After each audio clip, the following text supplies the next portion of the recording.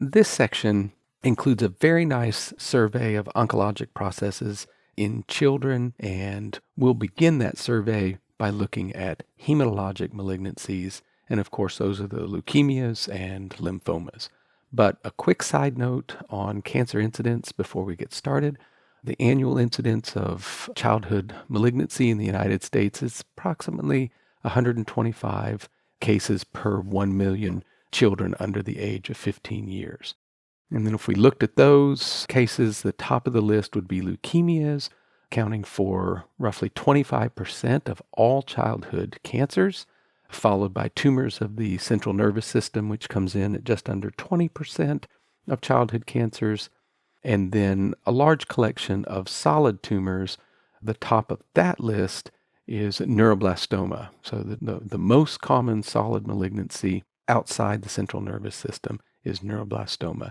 And then the remainder on the list are often influenced by age of the patient. In other words, younger children are at higher risk for developing Wilms tumor, whereas older kids, the more common tumor would be, say, osteosarcoma.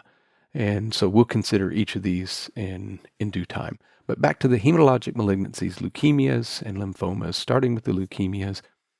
The big thing to know about leukemias in children is that they are acute processes, and this is in contrast to the chronic or indolent leukemias and lymphomas that occur in adults.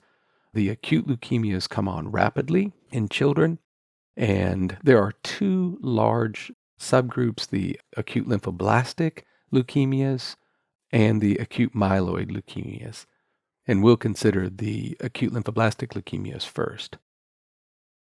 The ALL is the single most common childhood malignancy and, thankfully, one of the most curable cancers.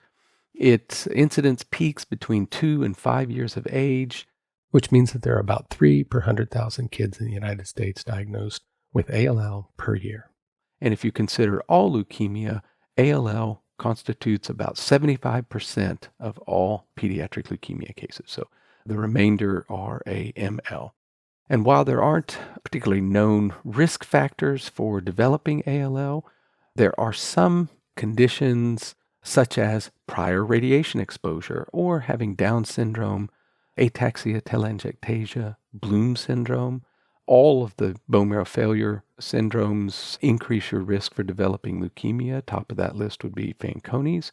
And patients with neurofibromatosis type 1 are at increased risk for developing ALL.